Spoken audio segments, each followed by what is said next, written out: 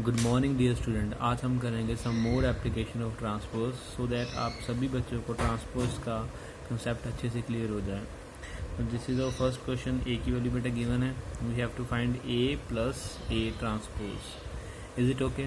मैंने last time बताया था जब हम फाइंड करते हैं A transpose we just have to change the row with the column. This is the value of A 3 4, ये उसकी फर्स्ट रो है, ट्रांसपोज का ये आगे फर्स्ट कॉलम 3 4, then 2 3 और this is a 2 3। Transpose means interchanging of row with column. So हमने A transpose find कर लिया, देन दोनों को ऐड करना है, A plus A transpose add करके we will get over answer. Similarly बेटा नेक्स्ट क्वेश्चन है, उस क्वेश्चन में हमारे पास ए ट्रांसपोज की वैल्यू गिवन है। मैंने बताया था we should use to notation to denote the A transpose. A raised का T O, T stand for transpose, और जो हमने पिछले क्वेश्चन में करा है बेटा वो ए रेस्ट पावर डैश थी। ये दोनों नोटेशन ट्रांसपोज की हैं। अब इस क्वेश्चन में बेटा हमारे पास ए ट्रांसपोज की वैल्यू गिवन है और बी की वैल्यू गिवन है। हमने क्या फाइंड करना है? A transpose minus B transpose. देखो ए ट्रांसपोज की वैल्यू तो गिवन है लेकिन बी ट्रांसपोज की वैल्यू नहीं गिवन। सो पहले हम बी का क्या फाइंड करेंगे बेटा? ट्रांसपोज ये उसकी फर्स्ट क्या है बेटा? रो है, वो बन जाएगी फर्स्ट कॉलम। ये सेकंड रो बन जाएगी सेकंड कॉलम। देन हम क्या करेंगे नेक्स्ट? उनका सब्ट्रैक्ट करके जो आंसर आएगा उसको हम डिनोट कर देंगे। Is it okay? ये बेटा एक प्रॉपर्टी भी है ट्रांसपोर्ट की कि जब भी हम ए को ए ट्रांसपोज से मल्टीप्लाई करते हैं, जहाँ ए ट्रांसपोज को ए से मल्टीप्लाई करते हैं, तो ये वेरीफाई होता है कि आपका आंसर इसमें बन आएगा। ये हमने इस क्वेश्चन में प्रूव करना है, ठीक है। जैसे बेटा आपको कंफ्यूज करने के लिए यहाँ पर बार 1/3 लगाया हुआ है, तो जब हम ए ट्रांसपोज फाइंड करेंगे तो ये 1/3 इसके साथ रहेगा एज इट इज। इसको आपने 3 नहीं बना देना, ये एज इट इज रहेगा 1/3। ट्रांसपोज का मतलब है interchanging of row and column, वो हम इंटरचेंज कर देंगे। 1 2 2 will become first column, second row become second column, third row become third column. कई बच्चे यहाँ पर गलती करते हैं, जो उसने बाहर 1/3 लगाया हुआ है यहाँ पर 3 कर देते हैं ट्रांसपोज में, उसको भी उल्टा देते हैं, लेकिन इसको हमने नहीं उल्टाना। Is it okay? Then multiply करेंगे A into A transpose. 1/3 into 1/3 वो बन जाएगा 1/9।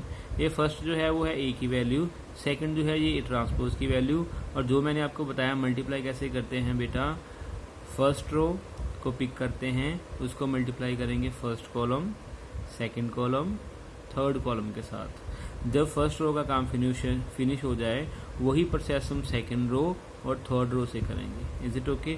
तो वो मल्टीप्लाई वाला जो मैंने आपको रूल लास्ट लेक्चर में करवाया हुआ है उसी के अकॉर्डिंग बेटा ये हमारे पास ए ट्रांसपोज की मल्टीप्लाई करने के बाद वैल्यू आ गई, ठीक है।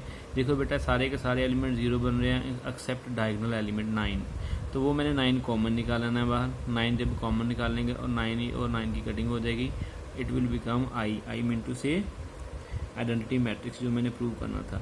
सेकंड में बेटा ए ट्रांसपोज को आगे रखेंगे, ए को पीछे रखेंगे, तब भी मल्टीप्लाई करेंगे, तब भी वही बनेगा आई हमारे पास। Is it okay?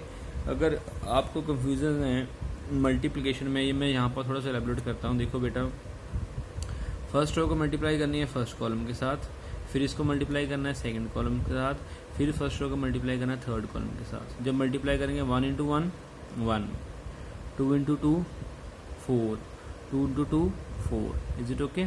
देन 1 2 ज़ा 2, 2 1 ज़ा 2, 2 माइनस 2 ज़ा -4, ठीक है। देन लास्ट वन 1 -2 ज़ा -2, 2 2 ज़ा 4, 2 माइनस 1 ज़ा -2।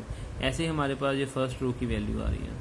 सेम प्रोसेस बेटा हम सेकंड रो पर करेंगे, मीन से सेकंड रो का मल्टीप्लाई करेंगे फर्स्ट कॉलम के साथ, फिर मल्टीप्लाई करेंगे सेकंड कॉलम के साथ, फिर मल्टीप्लाई करेंगे थर्ड कॉलम के साथ। Is it okay?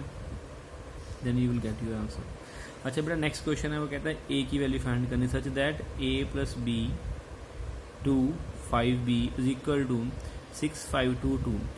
इसका देखो बेटा ध्यान से देखो, ट्रांसपोज डाला हुआ है, बच्चे जल्दी में साइन नहीं देखते और डायरेक्ट इक्वल करके ना ए की वैल्यू फाइंड कर देंगे। तो जो आपका आंसर आएगा ना बेटा वो आंसर भी वन ऑफ द ऑप्शन में गिवन होगा, ठीक है। तो बच्चे क्या करते हैं बेटा विदाउट ट्रांसपोज देखे डायरेक्ट आंसर निकाल देंगे, वो गलत हो जाएगा बेटा। आपने पहले इसका ट्रांसपोज लेना है, ट्रांसपोज लेने के बाद आपने इक्वेट करके उसकी वैल्यू फाइंड करनी है। ट्रांसपोज मीन टू से जैसे ये देखो ट्रांसपोज फर्स्ट रो क्या है 6 5, आफ्टर टेकिंग द ट्रांसपोज वो क्या बेटा बन जाएगी आपके पास फर्स्ट कॉलम 6 5। सेकंड रो 2 2 वो बन जाएगा सेकंड कॉलम। ट्रांसपोज लेने के बाद मैंने इक्वेट करके ए और बी की वैल्यू फाइंड करनी, जो भी क्वेश्चन में पूछा गया वो हमने फाइंड करना है। ठीक है, this is one of the important question. ठीक है, एक बच्चे का डाउट था कि क्वेश्चंस करवा दो मल्टीप्लिकेशन में ट्रांसपोज का। This is also called reversal law. इसको हम क्या बोलते हैं, रिवर्सल लॉ बोलते हैं। देखो रिवर्स का मीन टू से उल्ट हो जाना। देखो ए बी का transpose is equal to B transpose into A transpose. बेटा ऑर्डर जो है वो आगे पीछे हो गया ना, यहाँ पर ए बी और यहाँ पर बी ए आ गया। ट्रांसपोज को अगर मैं ओपन करूंगा ब्रैकेट में तो वो उनका ऑर्डर चेंज कर देगा। That is why this is called reversal law. Is it okay बेटा? ए की वैल्यू बी की वैल्यू, इन दोनों का मैंने ट्रांसपोज निकाल लिया।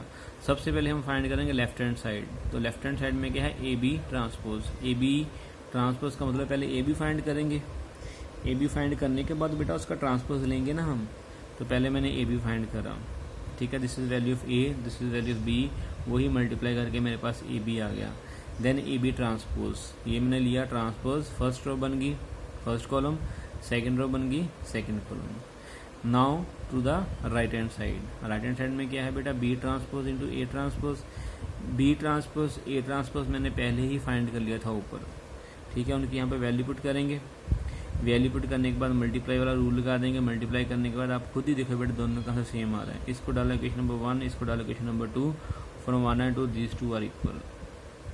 ठीक है जी, is it okay? This is one of the important question of reversal law. ठीक है बेटा, कि ये क्वेश्चन है, ये क्वेश्चन होता है कि express matrix A as a sum of symmetric and skew symmetric matrix. किसी भी मैट्रिक्स को हम एज ए सम एक्सप्रेस कर सकते हैं। किसका sum? Symmetric plus skew symmetric matrix. ठीक है, इस क्वेश्चन को बेटा हम कैसे करते हैं, याद है लास्ट लेक्चर मैंने आपको बताया था कि A plus A transpose is also a symmetric matrix and A minus A transpose is always skew symmetric matrix. इस क्वेश्चन में बेटा हम क्या करेंगे, पहले जो ए की वैल्यू गिवन है उसका लेंगे ट्रांसपोज। ठीक है, फिर हम फाइंड करेंगे ए प्लस ए ट्रांसपोज, दोनों को कर देंगे ऐड करने के बाद जो वैल्यू आएगी उसको करेंगे हाफ। हाफ का मतलब है 1/2 का मतलब है हर एक एलिमेंट को 2 से डिवाइड कर देंगे। तो ये मेरे पास जो मैट्रिक्स आएगा वो बेटा ऑलवेज सिमेट्रिक मैट्रिक्स होगा। मैंने बताया था कि A plus A transpose always जो होता है बेटा वो सिमेट्रिक ट्रांसपोज को फॉर्म करता है। Is it okay? Again A minus A transpose. अब मैं बेटा ए माइनस ए ट्रांसपोज फाइंड करूंगा, दोनों को सब्ट्रैक्ट करेंगे। तो जो बेटा सब्ट्रैक्टर के मैट्रिक्स आता है वो ऑलवेज क्या मैट्रिक्स आता है, स्क्यू सिमेट्रिक मैट्रिक्स आता है। इसको भी बेटा मैं हाफ कर दूंगा। हाफ का मतलब है जितने भी इसके एलिमेंट है डिवाइडेड बाय 2 करके इसको मैंने हाफ कर दिया। ठीक है, then this is my relation. Question में की स्टेटमेंट थी कि हमने बेटा अपने मैट्रिक्स ए को सम में एक्सप्रेस करना है। किसका sum? Symmetric and skew symmetric matrix का सम। तो जो बेटा मेरे पास पहला जो आएगा ए प्लस ए ट्रांसपोज का हाफ, वो क्या है आपका सिमेट्रिक मैट्रिक्स। और जो दूसरा है ए माइनस ए ट्रांसपोज का हाफ, ये क्या है आपके पास स्क्यू सिमेट्रिक मैट्रिक्स। मैंने एक मैट्रिक्स को एक्सप्रेस कर दिया as a sum of symmetric and skew symmetric matrix. तो दिस कंप्लीट अवर क्वेश्चन। यहाँ पर बेटा हमारा मैट्रिक्स का जितने भी आपके सिलेबस के अंदर टॉपिक आते हैं वो हमने कवर कर लिए हैं। कल बेटा हम स्टार्ट करेंगे new chapter that is determinant. Okay बेटा, गुड बाय।